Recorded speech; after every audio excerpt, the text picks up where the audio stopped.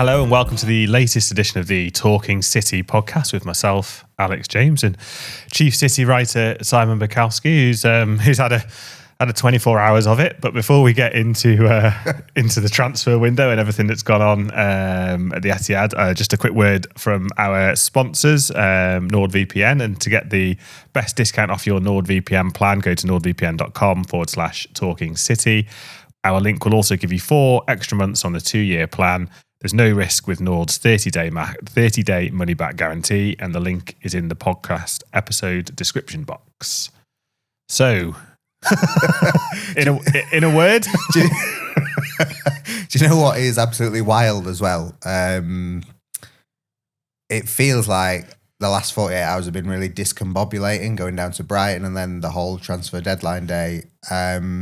And we have a clock in the studio that tells us what time it is and tells us not to run on too long. This clock, bearing in mind it is sort of 10:34 in the morning, this clock currently says 21:34, which is, I feel slightly like I'm in a Vegas casino where I just have no idea what time it is, how long I've been here, and I have no money left. Yeah, 21:34 last night. I was thinking, surely these deals should have been announced by now, because I'm pretty sure the deadline was 7 o'clock. Yeah. I had to double check the Premier League rules and regulations to make sure it wasn't still 11 o'clock at night. Yeah, well, it was nice that they brought it to 7 from 11 so that, everyone could have an evening. And then Manchester City just said, you know what, we're not announcing anyone. We're going to do some deals, we're just not going to announce them at all. So yeah, busy day yesterday with Ederson and Akanji heading out the door, Gundogan pretty much going, and Donnarumma coming in. But all those 3 of the deals have only been announced Tuesday morning, and Gundogan hasn't been announced yet. So let's kind of sum up. I mean, if you could use a word to sum up City's chaotic. But probably only the second half of the window, because the little mini window before the World Cup seemed smooth, punchy, emphatic, smooth. It was everything everyone wanted to be, and then they've just kind of it is unravelled. I would say unravelled would be my word of the window. Good adjective. And they might have, they've spent 175 million. They spent 175 million in January. We might be talking about how fantastic this year of spending has been, how brilliant all the signings are, and how it's set them up for years more of success. But at the minute, when you watch them on the pitch at Brighton or at home to Spurs, you say they've spent all this money and they still look as bad as they were last year. And obviously the keeper situation has been... The keeper situation is weird. Yeah, that's exactly what I was just going to say. Again, you could be saying, what amazing 1-2 Donnarumma and Trafford are. But have any top club ever replaced all 3 of the keepers in the same summer? It's absolutely wild. Ederson's gone. Ortega is somehow still here. But that might be my favourite. Ortega's gone from second choice to 4th choice. And Scott Carson has gone. And then in come Donnarumma-Trafford and Marcus Bettinelli. Donnarumma being, pretty much everyone thinks the least Pep Guardiola keeper they've ever seen. And he's going to be the new star for the team. It is all kind of very strange. And Donnarumma's going to play, surely. You're not signing Donnarumma on however many thousands of pounds a week on a 5-year contract to sit on your bench, are you? So yeah, he's going to come in, make his debut in a Manchester derby, presumably. Claudio Bravo vibes, yeah. Goodness knows he'll be in goal for United at the other end. That might be the only saving grace for City, is that if they get a corner, then the goalkeeper talk will be at the other end anyway. But James Trafford's now gone from a scenario where he could see when he signed the kind of next 12 months and then the next 10 years in theory unfolded in front of him too. Yeah. This guy's going to be here for 10 years. And he's only 26, is he, Donnarumma? Yeah. Just won the Champions League. Obviously, hugely impressive goalkeeper in a completely different way to Ederson, and therefore Trafford a little bit. Yeah. So how's that going to work? It's going to be a lot harder for James Trafford to get to be City number one, and therefore England number one, because I don't know if this season will change that much for him, because Ederson was still expected to be number one, so you'd think in Trafford are getting the opportunities in the cups and things like that, and then pushing to be number one. But it like you say, it's just a game changer to be pushing a 26-year-old guy who's just won the Champions League, rather than Ederson, who kind of would have had one foot out the door anyway. It's just very, very strange. And it's all happened in the last month as well, because like Ederson before the Club World Cup was very clear about the fact that he was staying. And then we went to Palermo for the pre-season friendly, and Ederson played a half and Trafford played a half, and Trafford spoke about wanting to be City in England number one for a decade. And then the next day it was like, oh yeah, by the way, Ederson's going and Donnarumma's coming in. So what came first there then? The opportunity to sign Donnarumma and therefore the Ederson departure, or Ederson thinking, I think maybe Ederson, now's the time to go, and City therefore seeing an opportunity and signing Donnarumma? I think Ederson's departure, in the sense that I think City still kind of allow players who want to leave to dictate that, and I think a change this summer is they've kind of been a bit more ruthless and sort of pushing people towards the door and saying, yeah, you take it if you want to go, or if you don't, in certain cases. But Ederson, but also it's kind of a bit chicken and egg, because it became clear over the summer that Donnarumma would be available, because Luis Enrique signed a replacement and was very clear that he was out of it. And that all happened about a month ago, where Donnarumma released this statement basically saying, I've been shafted. Please come and sign me someone else. And how does this... So obviously Hugo Vayana, first sort of window at the helm as such. How does this all kind of... I don't want to say... I'm not sure if the word reflect is right, but it probably is. How does this kind of reflect on how things are different under Vayana? They've signed a player in Donnarumma that is, as we've said, wouldn't really class as a Pep player, but I can't imagine they're signing Donnarumma and saying, and Pep saying, I'm not really sure I want him, and he's arriving anyway. There's joined up thinking still there, but how are those sort of first impressions of a Vayana window now we're at the end of it? I think it feels like Pep has been less involved this summer. That might be completely wrong, but last summer he was the one who said, guys, we do not need a rebuild. I want to keep all these players. And it kind of feels like he hasn't had as much of a say, and he's not been the one to say, right, well, I'm getting rid of X, Y, and Z. It's so it's been left to Vayana to say, right, well, this is who we're getting rid of, and these are the people we're bringing in. And I think that's where there's been a bit more control. And also, Vayana and Pep have to kind of find their groove together, really.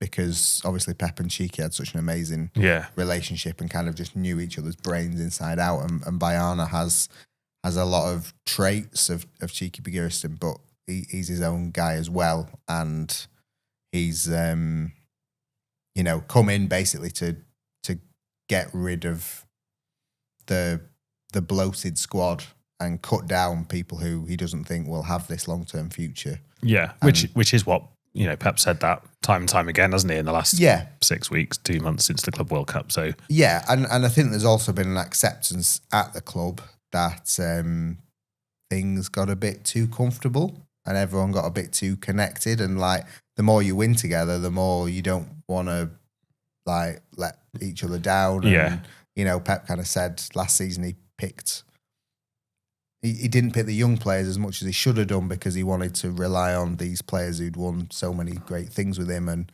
And you know, I think the last 2 years of recruitment is under the microscope. And when those buys weren't great, again, the tendency was, well, let's go back to these guys then because they've done it. So Vayana was sort of given this license when he came in to be like, well, you be the fresh eyes, you be, you know, almost like the new CEO coming into a company that has suddenly found itself in trouble and go, you know, I don't have any relationships with anyone. Yeah. This is where the waste is. This is where we should focus our attention on. And this is what we need to turn it round. And that he's certainly changed things. You can say that again, yeah.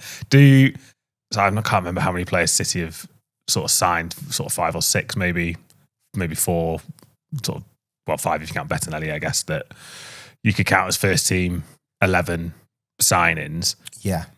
Will they, and I'm aware the proof of this will be in the pudding a little bit, but will they look at it, wake up this morning and think, yeah, we're in the place we want to be in terms of A, the players they've got in the building, and B, the size of the squad and what they can work with now for. Yeah. I mean, I think on the one hand they will. On the other hand,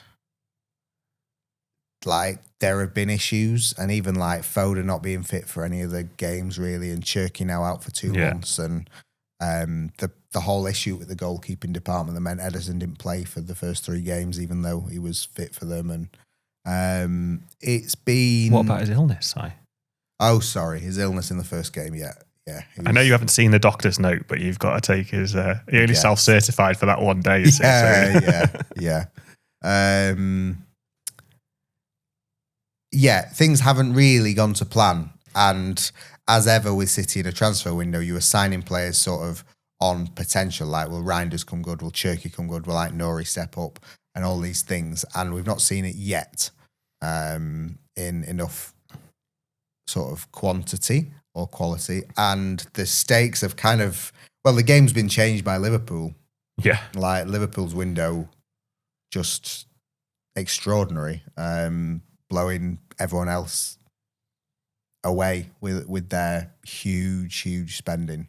And Arsenal have spent heavily as well. So, you know, if as you look at the 3 squads, you think City are probably further away than Arsenal and Liverpool than they were. But I'm not sure what they could have done to change. I'm not sure what City could have done to change that without changing their whole principles. Because when we sat here a few months ago, you know, they'd gone for Florian Wirtz. They didn't get him. They signed Cherky instead. Cherky kind of like upstaged Wirtz at the Nations League and was so much cheaper. And everyone's happy with Cherky. But now, because Liverpool have made more signings and signed Isak as well, the narrative is like, you know, Liverpool have broken the British transfer record twice in the same window. What have City done? You know, there was an interesting piece this week online that, like, when City had their big window in 2017, which is what this window has been compared to. Yeah. They had sort of 5 of the top 10 most expensive signings in British football. And now they've got 1, and that's Grealish, who's not in the squad. So they've kind of been overtaken by a lot of other clubs when it comes to paying significant money for top stars. But they've never really been the type to pay for the superstars. They pay for sort of the ones who they think are going to burst through into the next bracket. Yeah. But are they kind of being left behind because other teams are now spending huge sums? It's just been like, I mean, I've worked in football, as have you, for a long time. I don't recall a window quite as mad as this one. And it feels like City have done what they should have done in the last 18, 24 months, all in this window, rather than... Yeah. But it's hard as well because also like Liverpool has sold phenomenally well this summer, and Chelsea have sold phenomenally well. Like, how are you getting like 70 million for Nicholas Jackson? Chelsea remind me now of if you're a landlord and you've got 40 houses, that they just buy a house, e.g. a player, keep it for 12 months, flip the player, buy another one. But they're not even doing up the houses. That's the thing. And they're still somehow getting loads of money. So in that sense, you look at City and you feel like sort of other teams are now doing what City were doing, and that is allowing them to spend huge amounts of money. But, you know, is that a growing concern for City, or is it just this one window where they've had loads of players who've done so well for them and like are now leaving at the end of kind of their careers, and like there's not going to be that major sum for a player, but it will come again? Or like, do City have to change their ways a bit to get back ahead of the game? Yeah, I guess the concern, I guess, is Liverpool in terms of the comparison of Liverpool at the end of the Klopp era. Last summer, I think they signed Chiesa for sort of 10, 15 million, and that was pretty much it. That was it, yeah. City at the end of an era in terms of, you know, De Bruyne, Gundogan, Ederson, etc. Bernardo's to a degree. I know Bernardo's still here and he's captain, but that sort of nucleus of that team, the treble team, is at the end of its life cycle, really. But Liverpool have gone, well, they managed to win the league last season, and now they've gone 400 and odd million. And it would have been, you know, if they'd have got Guy as well for 35 million, it would have been 450 million. Yeah. That they're able to do under the rules because they've not spent much in the last 2 years, and B, they sell the kind of players I guess City would, you know, they've managed to sell the equivalent of not Calvin Phillips, maybe not the best example, but the equivalent of that player just underneath your 11. Yeah. And it seems like everyone's worth 35 million now. And they've done very well in that, but like it has to be said, have not done well in that for years and years, and that's why when Klopp was moaning about City and the oil clubs having so much money to spend and more than Liverpool, and it's like, well, no, it's because they're better at selling players than you are, Jurgen. And City have been brilliant at selling like the Peronis. The academy players and... Yeah, I mean, I would say that's another trend in City's window where they've just not got the money they thought they would for players. You know, I think they thought they were expecting to get around 30 million for Peroni and got like half. And there was someone else who I forget now, but it feels like some of the fees they've paid have been really, really good, and some of the fees they've paid have been and some of the fees they've got have been a bit head scratching. But it has just been a strange window for City and for, you know, everyone and the wider world. I'm not quite sure what to make of it if you hadn't got that conclusion by now. But yeah, I think like City have all the makings of a very good squad, and a squad that can challenge for the Premier League and the Champions League. But it's just how quickly they can gel together because, you know, the signs of the last 2 weeks have not been very positive. Yeah, and where does this all leave Pep, do you think? Which I know is a impossible question to answer because you are not Pep, but yes, who has sort of admitted that he should have had perhaps the rebuild last year, now is faced with a rebuild in very different circumstances, given sort of where Liverpool and Arsenal have come from this summer in terms of the transfers, if nothing else. Yeah. He's got a 2-year contract. How do you sort of see?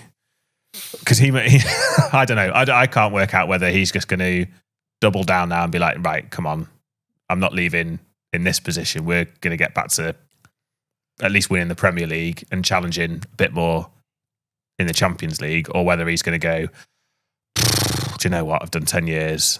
It's hard, isn't it? Because, like, you know, you feel like the Wengers and the Mourinhos, and Fergie was the only real one who was able to go, I'm not bowing out until I've won the league again, and he won it.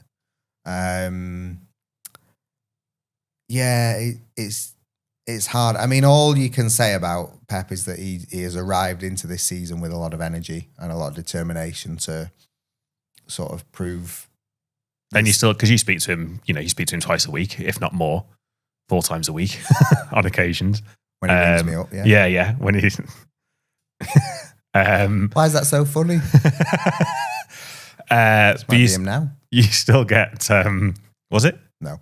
You still get that vibe from him though, even in the. And I know we've only had 3 games. Yeah, but they've lost 2 of them, and he can't have sat there thinking this is how I want August to play out off the field either. Forget about the results. Yeah. I think the transfers have really unsettled him in this month, and that has been added to by like Foden and Cherky and things like that. And you can tell that he's not been able to say what he's wanted for a lot of it. But also, I mean, he has kept talking about positives and things that he's seen from the team that have been good. But at the same time, he sort of, what he said after the Brighton game, he was sort of asked when things changed, and he was like, the penalty. We just couldn't, like, we stopped playing, we forgot how to play football. And like, that is a worry. And Rodri has made some similarly sort of alarming comments about sort of just not knowing how to win. And you're like, ooh, yeah, those are pretty major red flags for a squad that, wants to win not only individual matches, but like big competitions. So the challenge for Pep is to work out how they start winning things. And it's a challenge that he sort of struggled with and tortured himself with for 4 months last season. So yeah, it's very it's had a deflating air this last month, both kind of on and off the pitch, because they did seem set in the transfer market and they did seem ready in that 4-0 win over Wolves, and everyone was like, right, this is the new look City, here to stay. And then it's all kind of gone downhill in the last 2-3 weeks. And we can now stew on that for 2 weeks of a transfer win, of an international break rather. Yeah. And also there isn't that gift of, there isn't time in football at the best of times, but the way the window is finished now, there's an international break, then it's United, Arsenal, Champions League, Carabao Cup. I know they'll, all being well, get past Huddersfield in that, but it could get to a stage where, I don't know, they're 6-9 points behind Liverpool in a month and struggling in Europe, or not at the races in Europe in the way they'd like to be. And in theory, they could be out of the Carabao Cup, and we're back where we were 12 months ago thinking, oh. Yeah. There's a lot of, basically my point is there's a lot riding on clicking in some way, shape or form in at least 3 of the next 4 matches. Yeah, definitely. So a good job you've not got a new keeper to integrate, eh? It's a big testing time for them, and I think Pep will be looking for things more than results. Like, he will want to see him go to the Emirates and fight for the whole 90 minutes. But like, at the same time, you kind of just need results at this stage of the season. And I think I mentioned it before, but I do often think back to.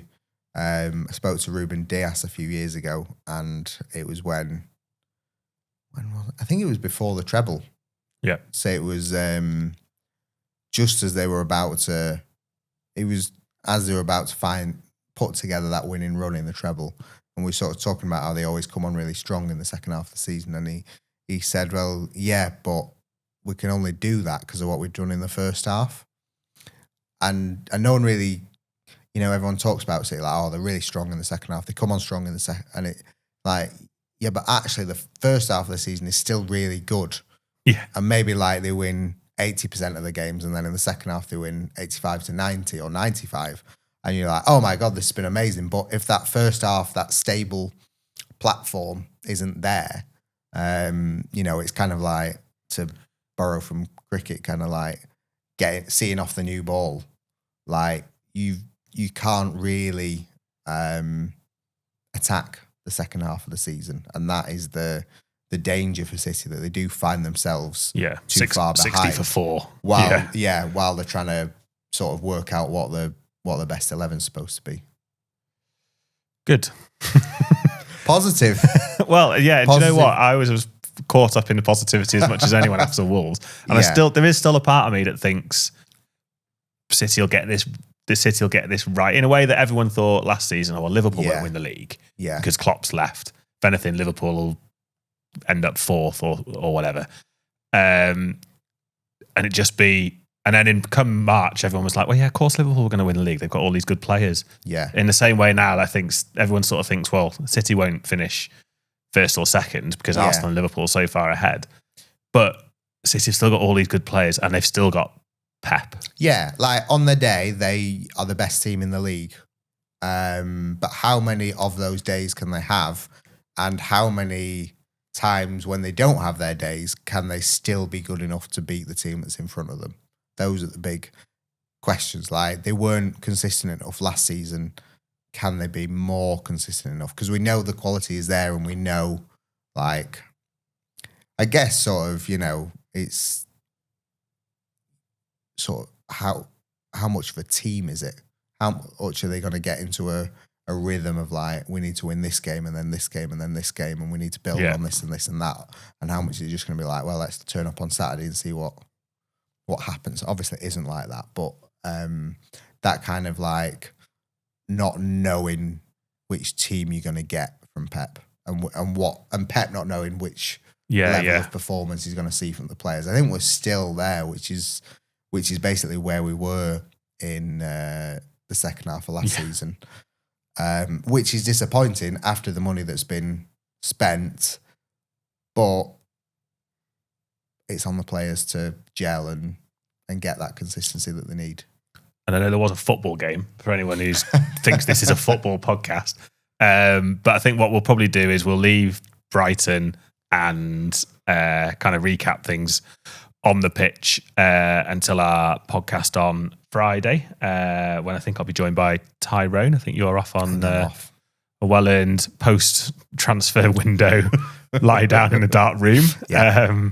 But we will keep you up to speed with everything. Obviously, we'll have all the fallout analysis, what's to come across all our usual channels, and we will be back on Gunnar might sign Friday as well. Yeah, of course. Yeah, God, there was me thinking the window was finished, but we'll be across Gundogan and that move set to be sort of announced in the coming hours or days. So I think that's it. I think we'll leave it there. And thanks very much for watching. Thanks for listening, and we'll see you all soon.